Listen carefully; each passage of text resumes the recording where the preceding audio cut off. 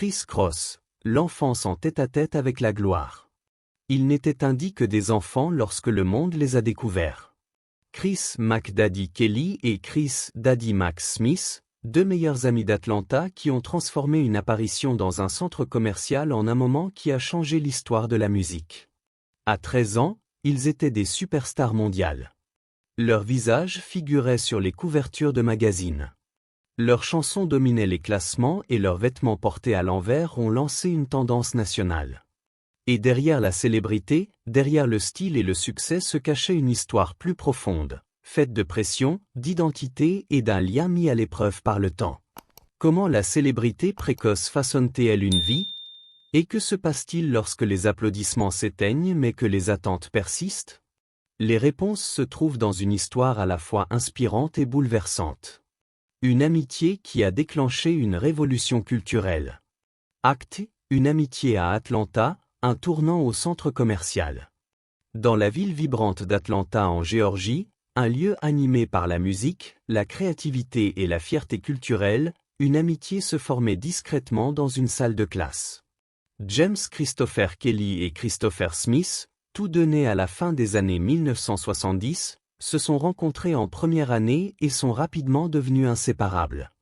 Ils n'étaient pas seulement de meilleurs amis, ils étaient des âmes sœurs, grandissant dans les mêmes quartiers, fréquentant les mêmes écoles et partageant les mêmes rêves.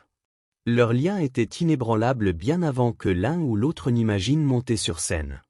Leur enfance dans les quartiers du sud-ouest d'Atlanta, comme à Danceville, était un microcosme de la culture hip-hop naissante. Les sons des basses et les rimes des pionniers new-yorkais résonnaient dans les rues. Les garçons traînaient dans des parcs, jouaient au basket et écoutaient de la musique sur des boombox, absorbant chaque son et chaque style. Ils n'avaient pas encore l'ambition de devenir des stars. Leur passion était purement juvénile, un jeu qui consistait à imiter leur héros, à s'échanger des cassettes, et à rapper des rimes improvisées pour le plaisir de se divertir. Leur chemin vers la célébrité ne commença pas par de l'ambition, mais par une coïncidence. En 1990, alors que les garçons n'avaient que 11 et 12 ans, ils traînaient au centre commercial Greenbrier d'Atlanta, un lieu de rencontre populaire, lorsque le destin s'en est mêlé. Ils attirèrent l'attention de Jermaine Dupri, un jeune producteur ambitieux aux yeux perçants qui faisait déjà parler de lui comme danseur pour Houdini.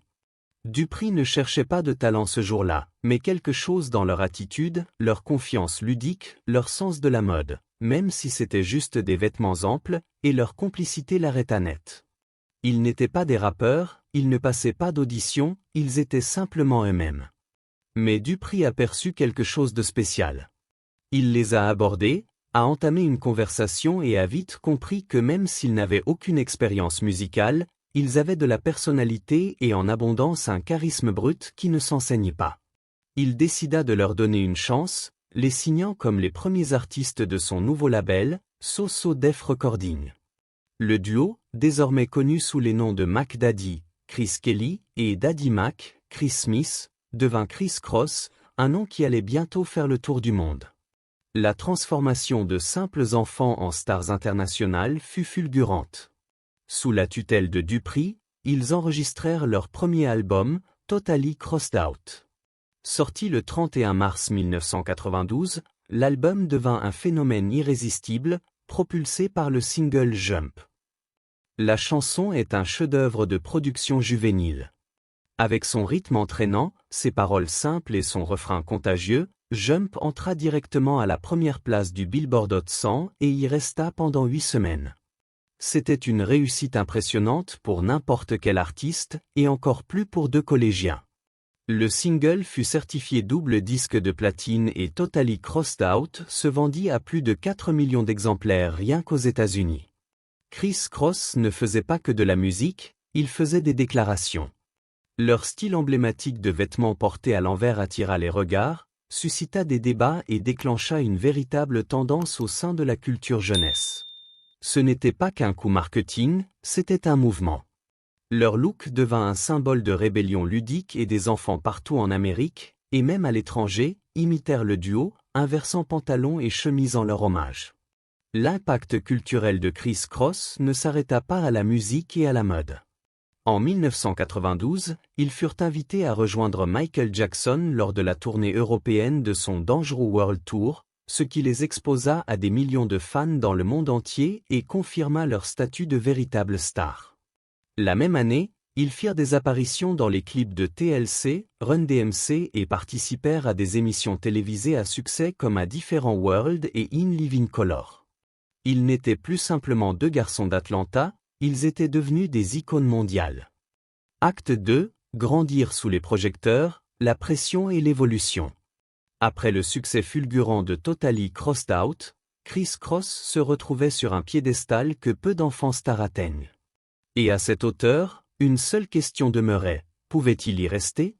Lorsque Jump a dominé les ondes pendant des mois consécutifs en 1992, le duo ne faisait pas que battre des records.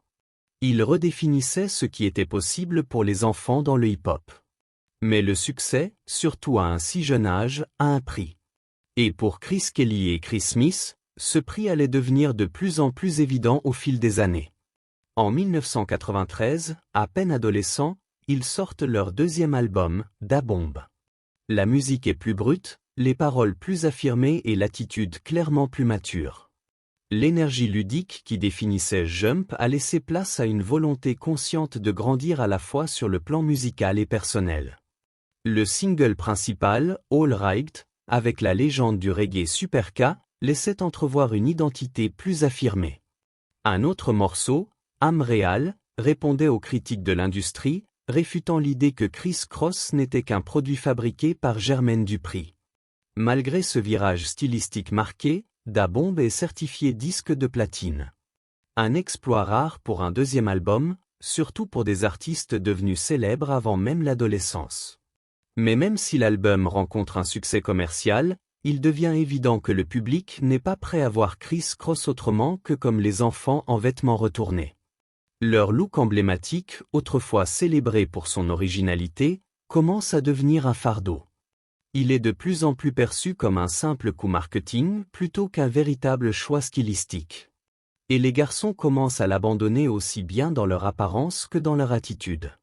Leurs voix, autrefois aiguës et juvéniles, se sont transformées. Leurs textes, auparavant innocents et accrocheurs, abordent désormais des thèmes comme l'identité, la célébrité et la frustration. Le charme qui les avait propulsés vers les sommets est toujours là, mais désormais en lutte contre le poids des attentes et la nécessité de se réinventer. Au milieu de cette transition, le duo enregistre une réponse chargée de piques envers d'autres groupes adolescents, dont Another Bad Creation et Youngsta. Ces rivalités, bien que modestes selon les standards actuels, reflètent la pression ressentie par Kris Kross pour affirmer leur légitimité dans un genre où l'authenticité est primordiale. Au début des années 90, le hip-hop évoluait rapidement et l'ascension d'artistes plus durs des côtes et ouest rendait la reconnaissance de jeunes rappeurs bien plus difficile. Ce qui avait initialement fait de Kris Kross un groupe attachant, leur jeunesse, devenait désormais leur principal obstacle. En 1996, ils sortent ce qui sera leur dernier album studio, Young, Rich and Dangerous. Avec une production plus sombre et des paroles introspectives, l'album vise à présenter une version plus mature de Kris Kross. Des morceaux comme Tonight the Night et Live and for Hip Hop marquent un changement de ton. Le duo y rappe sur la lutte, la résilience et la fidélité à soi-même. Des thèmes très éloignés de l'innocence joyeuse de leur début. Malgré des critiques positives et une certification disque d'or, Young, Rich and Dangerous n'enflamment pas les classements comme leurs œuvres précédentes. Ils marquent la fin discrète d'une ascension fulgurante alors que le monde du hip-hop se tourne vers de nouvelles voix et de nouveaux sons. Des artistes comme Nas, The Notorious B.I.G. et Tupac Shakur redessinent le paysage avec un réalisme cru et une profondeur lyrique. Le ton du genre a changé et Kris Kross, malgré tous leurs efforts, se retrouve peu à peu en marge de la culture qu'ils avaient pourtant contribué à définir. Acte 3, l'après-musique, la réinvention et le fardeau invisible. Lorsque les projecteurs se sont éteints et que les foules en délire se sont tues, Chris Kelly et Chris Smith ont été confrontés à une réalité pour laquelle très peu d'anciens enfants stars sont préparés, une vie sans célébrité. Après des années de succès en tête des classements, de tournées mondiales et d'attention médiatique, les garçons qui avaient jadis marqué une génération ont dû faire la transition vers l'âge adulte, principalement en dehors de la lumière.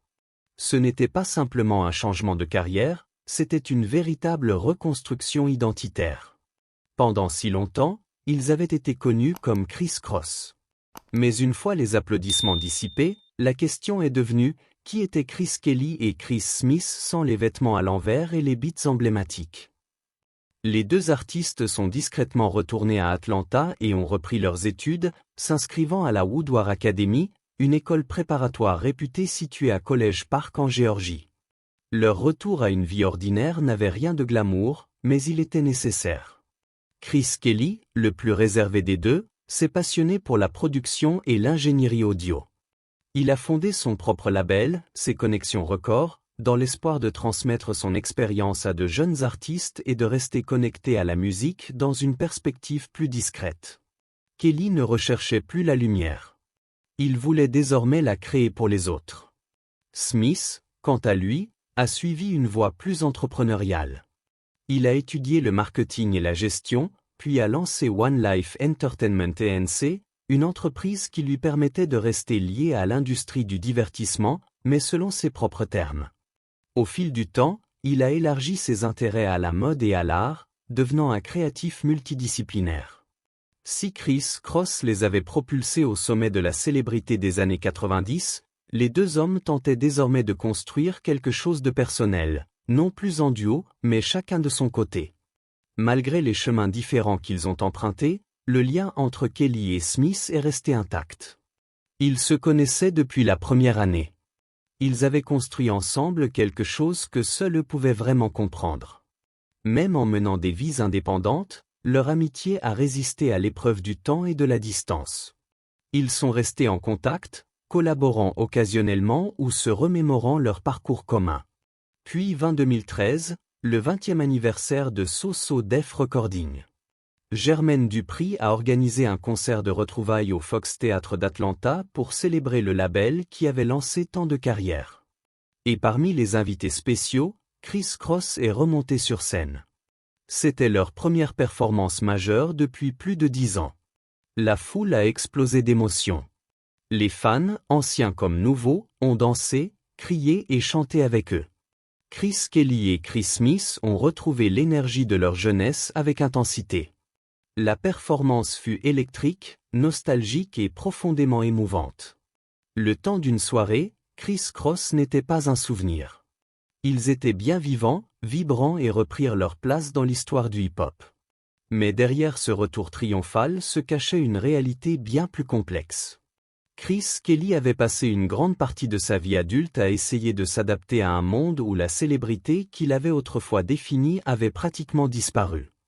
Après des années à se produire devant des salles combles et sur des scènes mondiales, Kelly devait désormais affronter la vie loin des projecteurs, faisant face à des défis que peu peuvent imaginer. Être un ancien enfant star s'accompagne d'un poids invisible, un poids qui ne disparaît pas simplement parce que les caméras s'éteignent. Il devait affronter la crise identitaire qui suit si souvent la célébrité précoce. Qui était-il sans les applaudissements, sans les fans, sans le rythme imposé par la scène? Comme beaucoup d'artistes devenus célèbres trop jeunes, Kelly a eu du mal à faire la transition vers une vie adulte ordinaire. Après ses études à la Woodward Academy, il a tenté de se réinventer, étudiant l'ingénierie du son et fondant son propre label, Ses Connexions Records. Il voulait être plus qu'un non nostalgique. Il voulait construire quelque chose de durable, prouver qu'il pouvait contribuer à la musique d'une manière différente, mais évoluer dans l'industrie musicale en tant qu'indépendant, sans le soutien ni le battage médiatique qui entourait jadis Criss Cross, relevait d'un autre type de défi.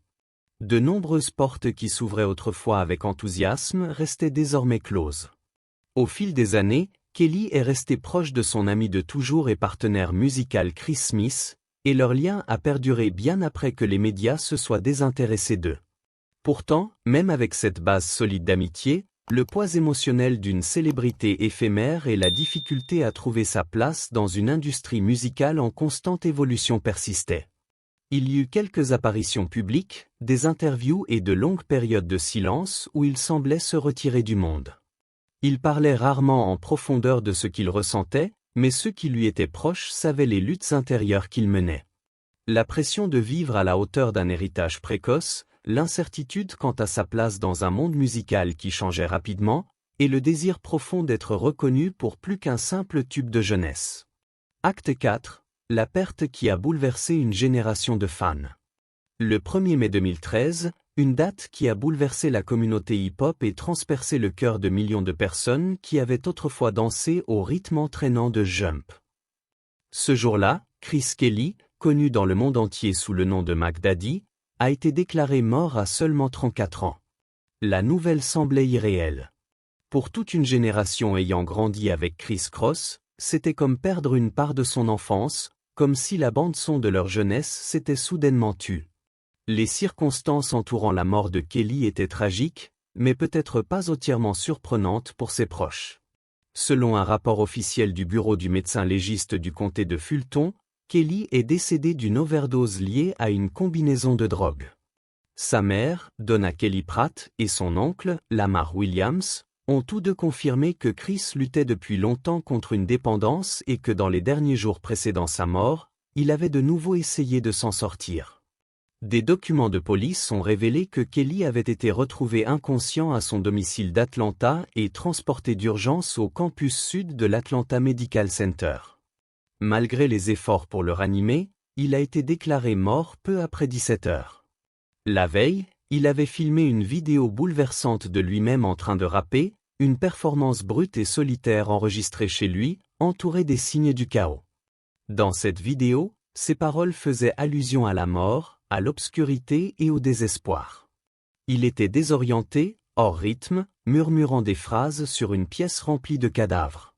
Visionnée à la lumière de ce qui allait suivre, la séquence est glaçante.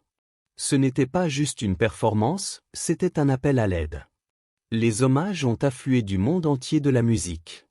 Jermaine Dupri, qui avait découvert Kelly et lancé Chris Cross vers la célébrité, a publié une lettre ouverte émotive sur Twitter. Pour le monde, il était Mac Daddy, a écrit Dupri. Mais pour moi, il était un fils que je n'ai jamais eu. J'ai passé plus de temps avec Chris qu'avec presque n'importe qui d'autre dans ma vie.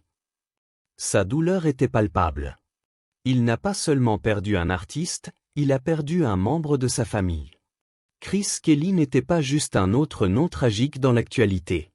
Il était une star enfant adorée et un pionnier du hip-hop jeunesse dont l'ascension fulgurante cachait une lutte intérieure que peu ont réellement vue. Chris Smith, l'autre moitié de Chris Cross et meilleur ami de Kelly depuis toujours, était anéanti. Dans sa déclaration à la presse, Smith a déclaré « Chris Kelly était mon meilleur ami. C'était comme un frère. Je l'aime et il va énormément me manquer. Notre amitié a commencé quand nous étions en première année. Nous avons grandi ensemble. Ce fut une bénédiction de connaître le succès, de voyager dans le monde entier et d'avoir pu divertir les fans de Chris Cross avec mon meilleur ami. » Ces mots étaient empreints de chagrin, mais aussi d'une profonde gratitude pour le lien qu'ils avaient partagé, un lien forgé dans l'enfance et mis à l'épreuve par la célébrité. La réaction des fans n'a pas été moins émotive. Les réseaux sociaux se sont illuminés d'hommages. Les fans ont partagé des photos souvenirs, des clips musicaux et raconté des anecdotes de bals de collège, de concours de talent et de la première fois où ils ont vu Chris Cross sur MTV. Des artistes de tous horizons ont rendu hommage, beaucoup citant Chris Cross comme leur porte d'entrée dans le hip-hop. L'influence du duo était indéniable, non seulement en termes de vente, mais aussi dans la manière dont ils ont inspiré toute une génération à croire que la jeunesse n'était pas une faiblesse dans la musique, mais une force.